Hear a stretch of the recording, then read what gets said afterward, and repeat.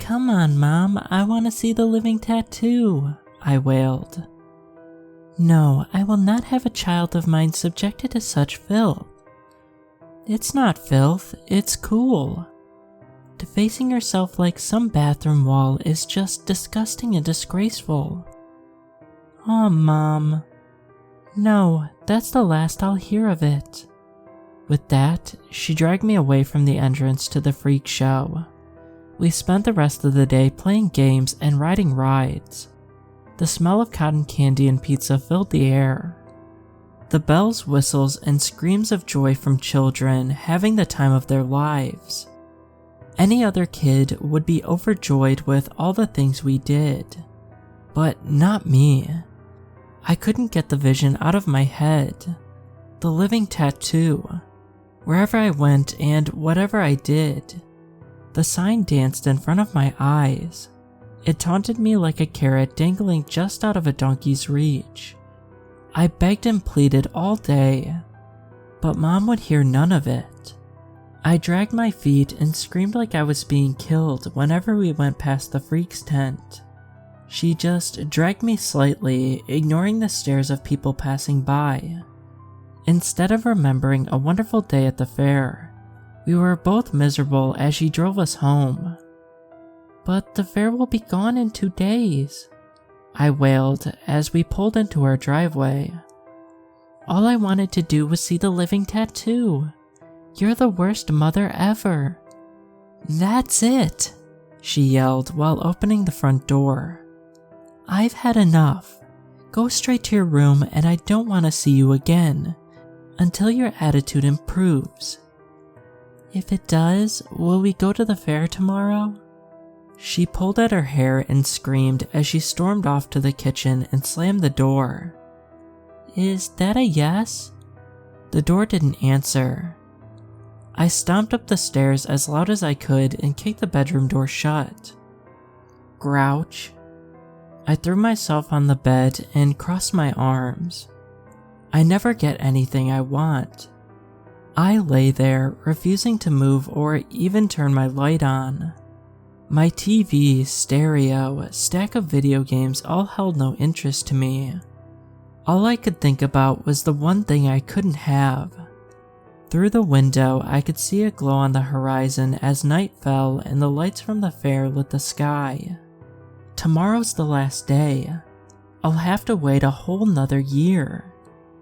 From somewhere inside my mind that never spoke, I heard, "Unless." Unless what?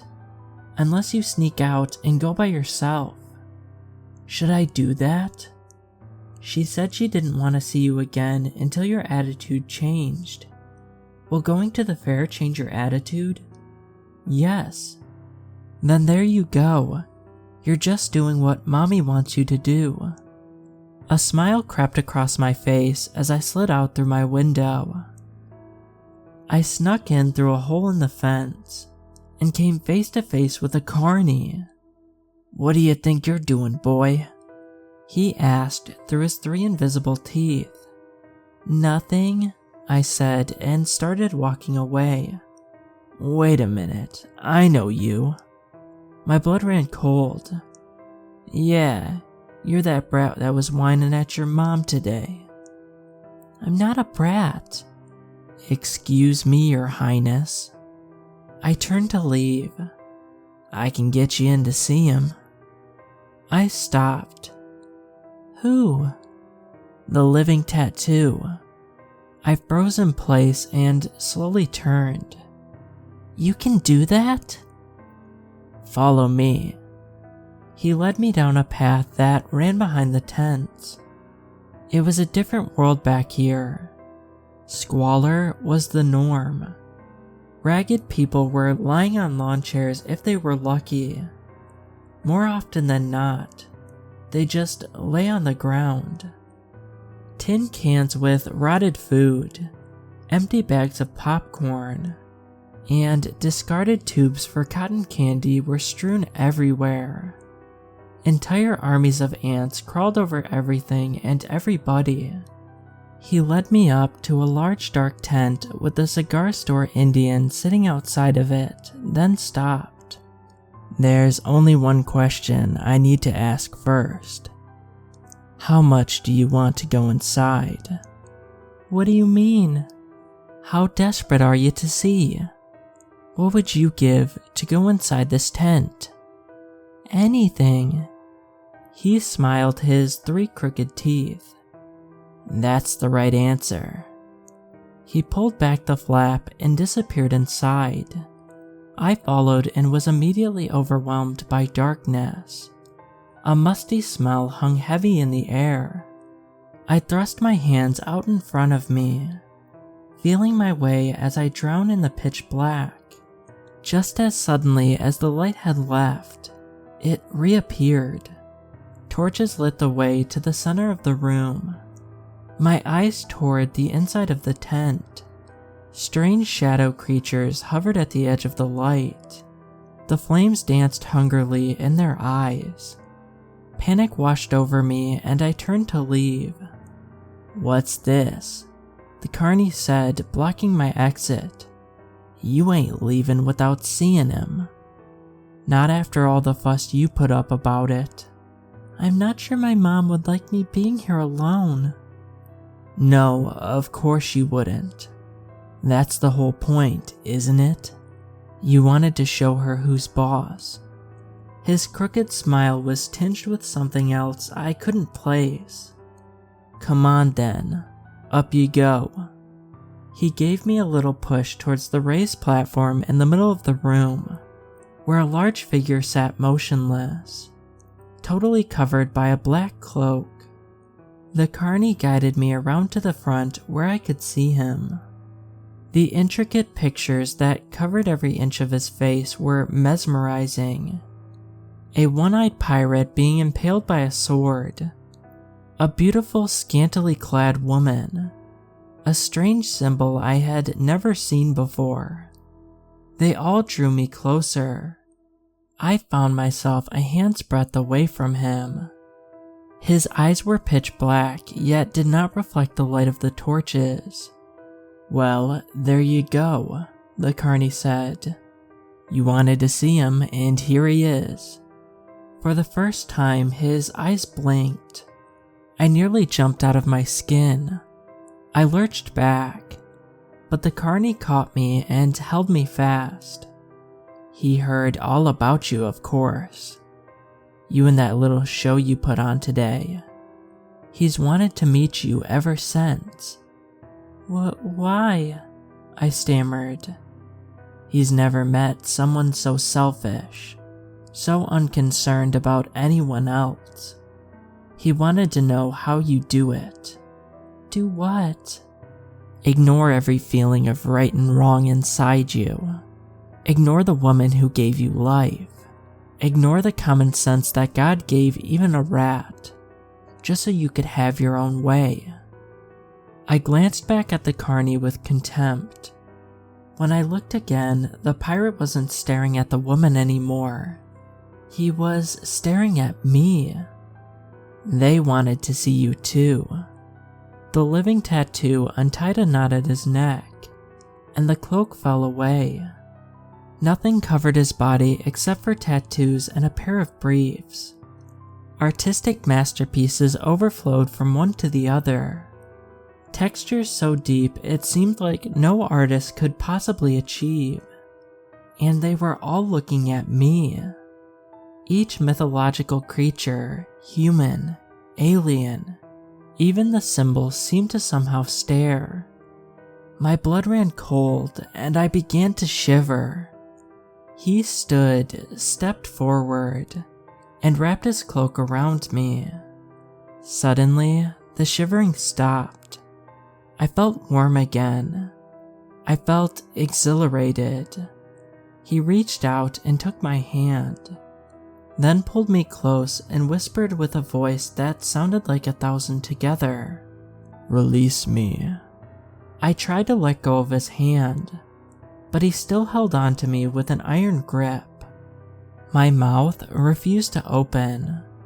My mind was a whirlwind. I couldn't think.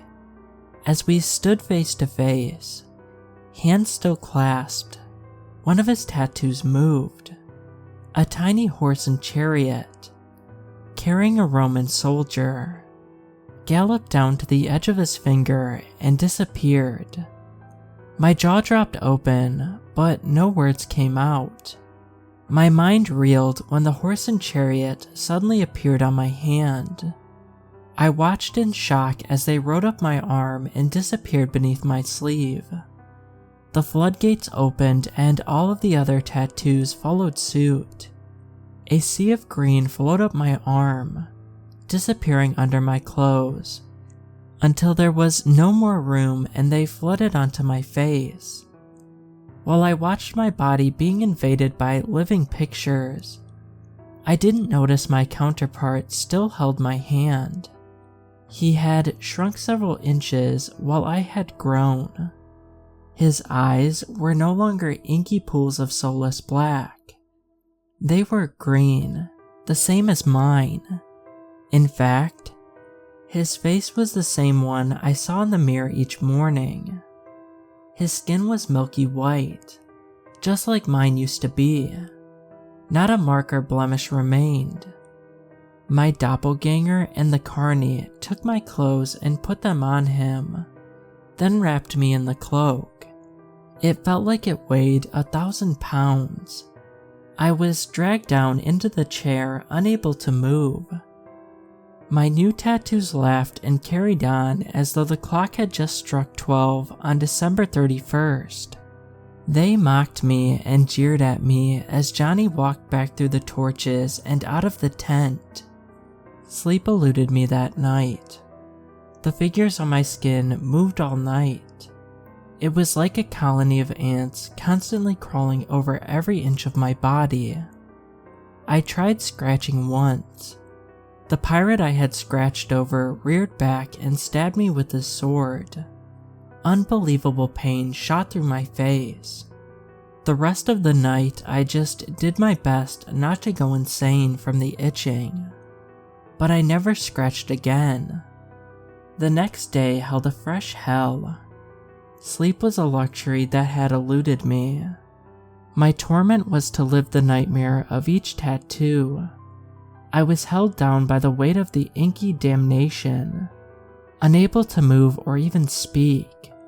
Unfortunately, I could see the children who passed through wearing looks of shock and admiration. I could also feel the scorn of the mothers who hid their children's eyes and quickly moved on at the sight of me. Just when I thought it couldn't get any worse, in walked little Johnny with my mom holding his hand. She looked at me with the same scorn I had seen on the other mothers' faces. Honestly, I don't see why you wanted to see this so badly. You'll have nightmares for weeks. Don't worry, Mom, I think I'll sleep better than I have in a long time, he told her in my voice. She herded him away, repulsed by the sight of me. You just better not have any ideas of getting a tattoo of your own. He glanced back at me. I wouldn't dream of it. I bowed my head as he walked out with my mother, never to return. A tear formed in my black eyes when I noticed a new tattoo on my arm. It was a small boy with green eyes.